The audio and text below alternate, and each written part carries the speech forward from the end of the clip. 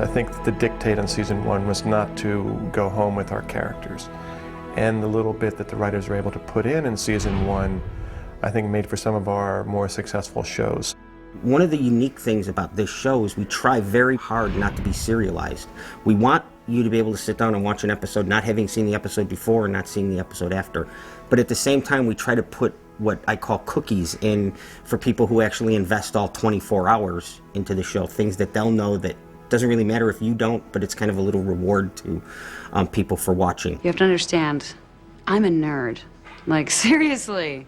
Pressure's on as far as the fans go, because we actually listen to them. We read the fan mails, we log on to see what they're saying in the blogs. The blogs are sort of light up when we're showing sort of like little glimpses about Reed's personal life or Garcia's personal life.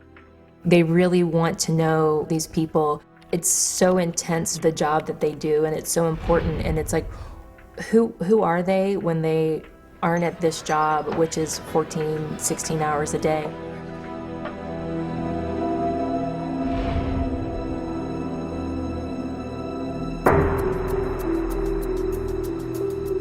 Sir, I thought you'd want to know we identified the girl in the video, Rebecca Bryant.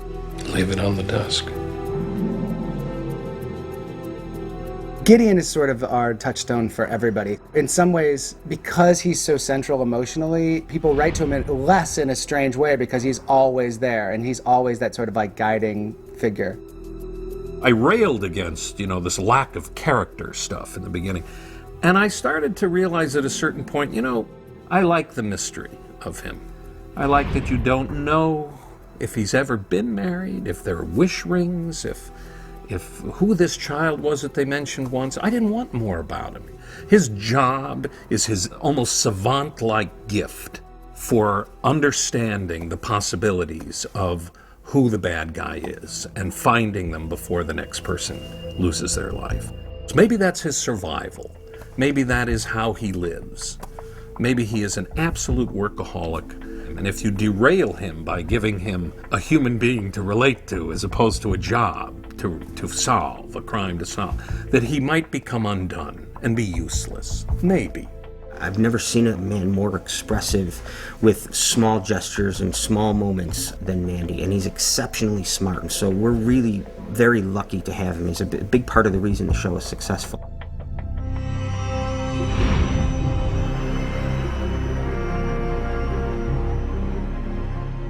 Someone sent me an email that tallied up everything that Reed's been through since the series has started. And caught on fire. I've been kidnapped like 4 times, held hostage 4 times, kidnapped once. I watched this kid try to kill himself. He's been going through a lot of stuff, I would say. So, yeah, he's definitely had a pretty interesting evolution. He's obviously our genius. He's our go-to. If you need a piece of information, Reed knows it. So he's a good cheat for the writers.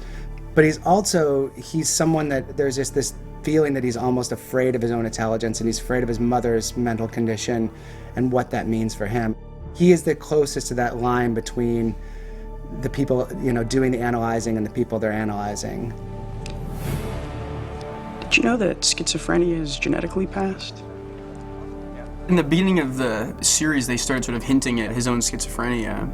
That was really appealed to me, just because I think it does take to want to dedicate your life to like hunting these terrible people, you have to sort of maybe have some inkling of what it's like. That's kind of my favorite thing about Reed, is that he's borderline schizophrenic and now a drug addict. Woohoo, go Reed! I think it was the coolest thing to give him a drug habit. I really do, because I just think that, it's humanizing him. You look like hell. I'm fine. Come on, man. I'm a jazz musician in New Orleans. I know what it looks like when someone's not well. I think the more we write toward that and not toward just that he's a human computer, then the more amazing the show can be, and that's because it's such an interesting character.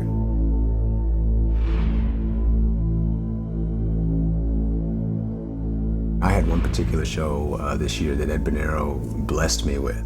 My character got to go back to Chicago, where he's from, and to see the family, you know, and pay his respects and just, you know, make sure his girls were all right. As an actor, you create backstory. Whatever the script tells you, you run with that, and then whatever the script doesn't tell you, you make it up, just so you have kind of a foundation to work from as an actor. But this particular show, all the guessing I could have done, I had no idea that my character, when he was a child, was molested and deceived by somebody very close to him. Profiler Profiled is a great example of being able to ask ourselves, why is Morgan so driven to do this work? When other young people of his generation would sort of be out having fun, I mean, what is it about this guy's life that drives him to fight these monsters? Shamar did an amazing job playing that. You know, you don't have, as an actor, you don't have control over someone coming and saying, oh, we're gonna do this emotional episode where you were abused as a child. You've got to process that and then make it work, and he did an amazing job. It wasn't difficult, it was exciting, it was challenging because it was such an opportunity that I wasn't going to get time and time again. A lot of people are molested as children, and it's very difficult to talk about, very difficult to tell people. And when I first talked to Shamar about doing this episode, he thought that that was really a real important message to get out, that, you know what, it happens and it's okay to tell people. Damn you, Hutch! It is none of your damn business. Buford's the one who told detectives you were with Damien. I am warning you, Hutch. Back off. I play Morgan as kind of a macho guy. You know, he's a man's man. And so to see this kind of macho, tough guy have this, not weakness, but this vulnerability, this secret that's inside of him, and the guilt of carrying that, and then releasing that guilt. You know, I can't tell you how many people came to me and in so many words said, you freed me with your performance because I felt like I had a voice. That's the biggest reward in the world. Forget the trophies, forget all that. When somebody can watch your performance and be moved and live a better life, it's pretty cool.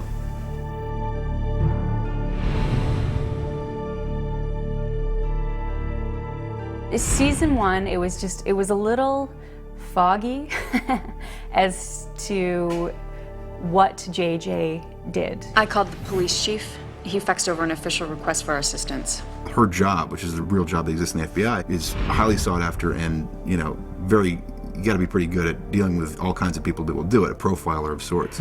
Actually, the most relevant ones. I have, like 40 more of them.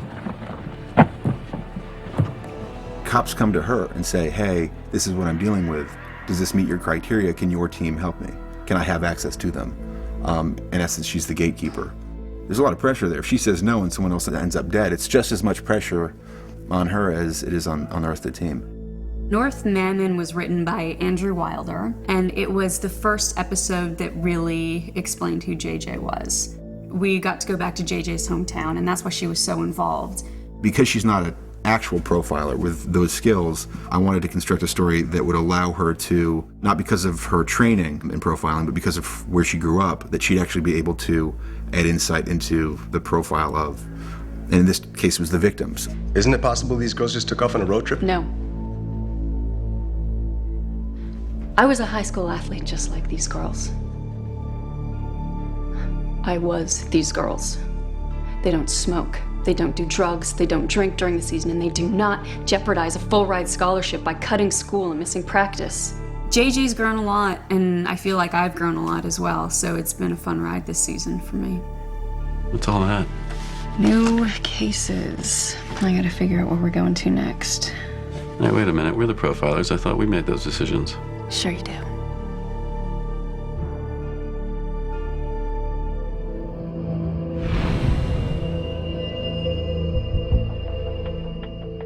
Agent Hotchner? Yes.